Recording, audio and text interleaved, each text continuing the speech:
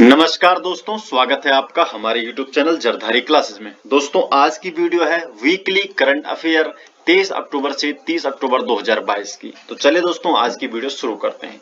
आज की वीडियो का क्वेश्चन नंबर 1, पौड़ी जिले में स्थित सैन्य छावनी क्षेत्र लैंसडाउन का नाम बदलकर क्या रखा जाएगा? तो इसका नाम बदलकर रखा जाएगा कालो डांडा। तो बी ऑप्शन इसका सही जवाब है कि लैंसडाउन का नाम कालो डांडा रखा जाएगा और पहले भी लैंसडाउन का नाम कालो डांडा ही था। तो अब इसकी डिटेल जान लेते हैं कि उत्तराखंड के पौड़ी जिले में स्थित लैंसडाउन सैन्य छावनी का नाम बदलकर फिर से कालो का डांडा किया जा सकता है। तो लैंसडाउन का पूरा नाम भी क्या है? पुराना नाम भी कालो डांडा ही है। और 1887 को ब्रिटिश सरकार ने लैंसडाउन में छावनी की स्थापना की। तो छावनी की स्थापना कब की गई थी? 1887 में। और 1890 में जो कालो का डांडा था, पहले इसका नाम कालो का डांडा था और इसका नाम बदलकर उस टाइम के जो वायसराय थे लॉर्ड लैंसडाउन के नाम पर लैंसडाउन किया गया। और लैंसडाउन में गढ़वाल रेजिमेंट का मुख्यालय है। तो ये चीजें लैंसडाउन के बारे में है। तो अब नेक्स्ट क्वेश्चन की तरफ बढ़ते हैं। क्वेश्चन नंबर 2, लखपति दीदी योजना किस राज्य में शुरू की जाएगी? तो लखपति दीदी योजना उत्तराखंड राज्य में शुरू की जाएगी। तो बी ऑप्शन इसका सही जवाब है। उत्तराखंड में स्वयं सहायता समूह से जुड़ी 1.25 लाख महिलाओं को लखपति बनाने को लेकर उत्तराखंड सरकार एक बड़ी योजना की शुरू करने जा रही है। और इसमें क्या है कि जो 1.25 लाख महिलाएं हैं इनको क्या करेंगे? लखपति बनाने के लिए यह योजना शुरू की जा रही है। और 4 नवंबर को प्रदेश में सीएम धामी लखपति दीदी योजना की शुरुआत करेंगे। तो इसका आंसर क्या होगा? बी। जो उत्तराखंड राज्य है वो लखपति दीदी योजना की शुरुआत कर रहा है। क्वेश्चन नंबर 3 है, उत्तराखंड और नेपाल के बीच कौन सी एयरलाइंस की हवाई सेवा शुरू की जाएगी? तो उत्तराखंड और नेपाल के बीच जो एयरलाइन शुरू होने वाली, एयरलाइन की जो हवाई सेवा शुरू होने वाली है वो है बुद्धा एयरलाइंस। बी ऑप्शन इसका सही जवाब है। तो क्वेश्चन नंबर 3 का यहाँ पर बी ऑप्शन सही जवाब है।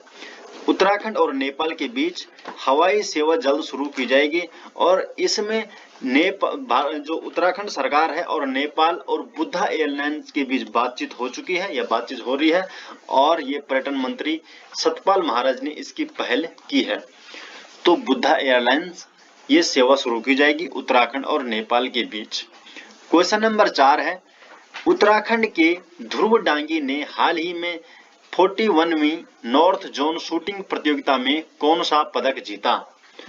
तो जो ध्रुव डांगी ने जो शूटिंग प्रतियोगिता में कांस्य पदक जीता, तो बी ऑप्शन इसका सही जवाब हो जाएगा। तो राष्ट्रीय राइफल एसोसिएशन की ओर से दिल्ली में आयोजित 41वीं नॉर्थ जोन शूटिंग प्रतियोगिता में डीपीएस रुद्रपुर के कक्षा 8, तो कक्षा 8वीं के छात्र हैं ध्रुव डांगी और इन्होंने शानदार प्रदर्शन किया और इसमें इन्होंने कांस्य पदक जीता। तो 10 मीटर एयर पिस्टल जूनियर वर्ग में इन्होंने क्या है? कांस्य पदक जीता है। नेक्स्ट क्वेश्चन की तरफ बढ़ते हैं। क्वेश्चन नंबर 5, किस शहर में आकाश फॉर लाइफ अंतरिक्ष सम्मेलन आयोजित किया जाएगा? तो आकाश फॉर लाइफ अंतरिक्ष सम्मेलन किस शहर में किया जाएगा? तो ये उत्तराखंड के देहरादून में किया जाएगा। तो सी ऑप्शन इसका सही जवाब हो जाएगा। तो देहरादून में 3 दिवसीय आकाश फॉर लाइफ अंतरिक्ष सम्मेलन किया जा रहा है और इसके माध्यम से क्या किया जाएगा कि जो पारंपरिक और आधुनिक ज्ञान है इनके सम्मिश्रण को प्रदर्शित किया जाएगा।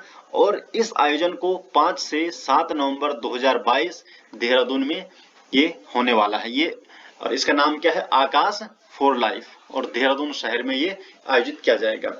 दोस्तों, अगर आपको उत्तराखंड जो ये करंट अफेयर है या उत्तराखंड के किसी भी एग्जाम की तैयारी करनी है तो इसके लिए आप हमारे एप्लीकेशन से फ्री में सभी नोट्स वहां पर पढ़ सकते हैं।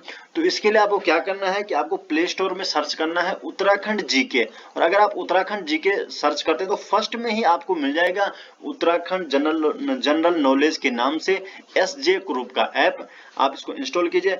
इसमें weekly current affair, Uttarakhand history, geography, Hindi और पिछले कई सालों के मॉडल पेपर, पिछले प्रीवियस ईयर के paper, model paper, MCQ notes, सभी चीजें आपको इसमें देखने को मिल जाएंगी। तो आप इस ऐप को डाउनलोड कर सकते हैं और इससे अपनी तैयारी बेहतर बना सकते हैं। इसमें 1 लाख से भी अधिक लोग इसको डाउनलोड कर चुके हैं और वहां से पढ़ाई कर रहे हैं, तो आप भी इसका फायदा उठा सकते हैं।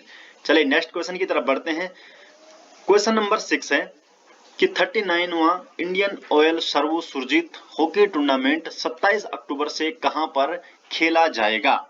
तो ये खेला जाएगा Surjit astro turf hockey stadium Burlton Park. तो डी ऑप्शन इसका सही जवाब है। यहां पर ये खेला जाएगा 27 अक्टूबर से, तो डी ऑप्शन इसका सही है। तो Surjit astro turf hockey stadium Burlton Park 27 अक्टूबर से भारत का प्रतिष्ठित 39वां Indian Oil Servo Surjit hockey tournament स्थानीय Surjit astro turf hockey stadium Burlton Park में खेला जाएगा। तो यहाँ पर क्या इसका डी ऑप्शन सही है। नेक्स्ट क्वेश्चन की तरफ बढ़ते हैं। क्वेश्चन नंबर 7 है पोलियो के प्रति जागरूक करने के लिए हर वर्ष विश्व पोलियो दिवस कब मनाया जाता है? तो विश्व पोलियो दिवस हर वर्ष मनाया जाता है 24 अक्टूबर को। तो ए ऑप्शन इसका सही जवाब हो जाएगा। तो 24 अक्टूबर को हर वर्ष विश्व पोलियो दिवस मनाया जाता है। अब देखिए 24 अक्टूबर को पोलियो की बीमारी के प्रति जागरूकता फैलाने के लिए हर वर्ष विश्व पोलियो दिवस के रूप में मनाया जाता है। और ये 24 अक्टूबर को क्यों मनाया जाता है? क्योंकि इस दिन जो पोलियो की टीका की खोज करने वाले जो महान वैज्ञानिक थे जोनास साल्क, तो इनके लिए दिन समर्पित है और इसलिए 24 अक्टूबर को विश्व पोलियो दिवस मनाया जाता है, क्योंकि इस दिन उन्होंने क्या है पोलियो की टीका की खोज की थी। नेक्स्ट क्वेश्चन है क्वेश्चन नंबर 8 कि निम्नलिखित में कौन ब्रिटेन के नए प्रधानमंत्री बने हैं? तो अभी हाल ही में जो ब्रिटेन के नए प्रधानमंत्री बने हैं ऋषि सुनक। तो ए ऑप्शन इसका सही जवाब है।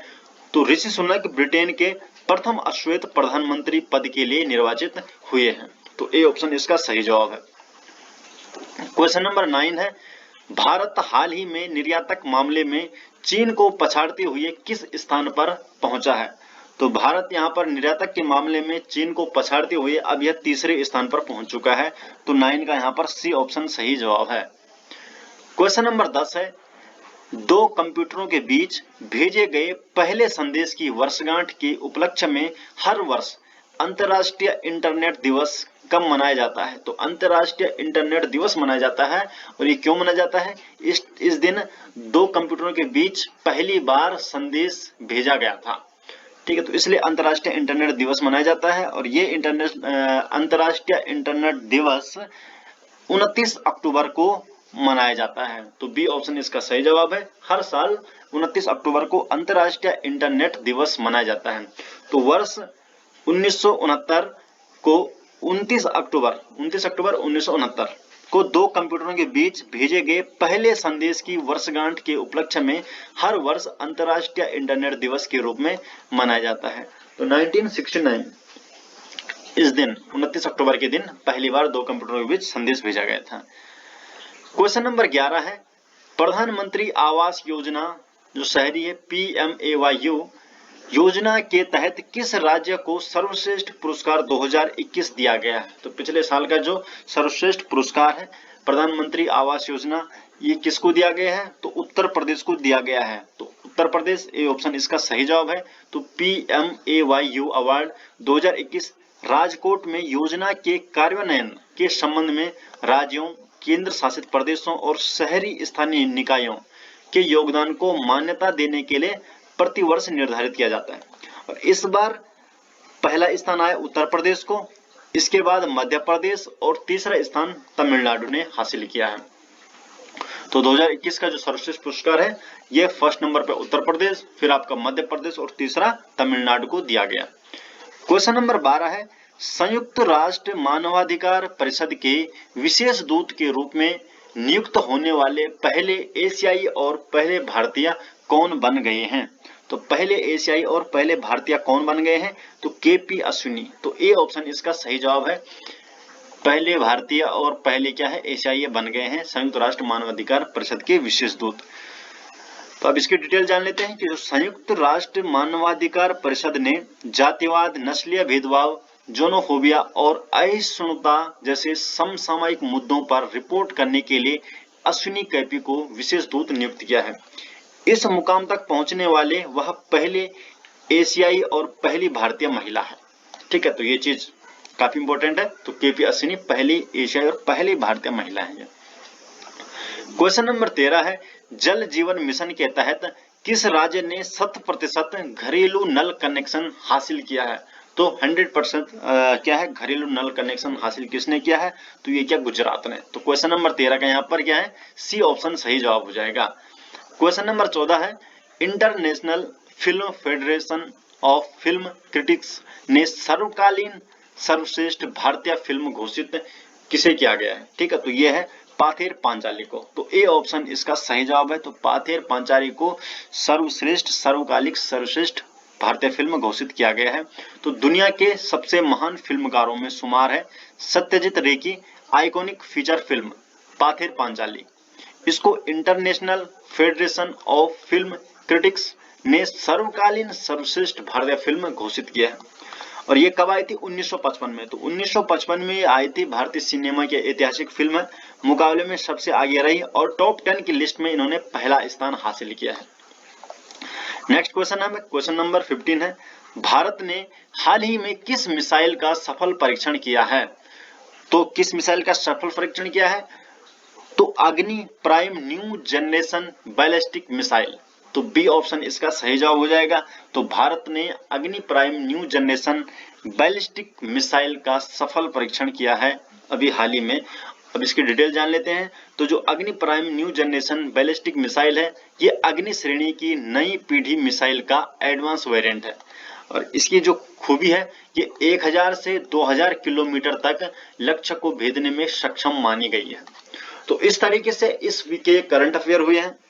दोस्तों, अगर आपको करंट अफेयर की ई बुक चाहिए पिछले 1-2 साल की, तो वो आपको मिल जाएगी, डिस्क्रिप्शन में उसका लिंक है, या आप डायरेक्ट गूगल में सर्च कर सकते हैं jardhariclasses.in। तो वहां पर आपको जरधारी क्लासेस के सभी नोट्स ई बुक फॉर्म में आपको मिल जाएंगे, वहां से आप इनको ले सकते हैं। तो आशा करते हैं दोस्तों आपको ये वीडियो पसंद आई। वीडियो पसंद आए तो वीडियो को लाइक जरूर कर लीजिए। अगर आप पहली बार चैनल में आए हैं तो चैनल को सब्सक्राइब जरूर कर लीजिए। मिलते हैं दोस्तों ऐसे ही किसी दूसरी वीडियो के साथ, तब तक के लिए आपका बहुत बहुत धन्यवाद।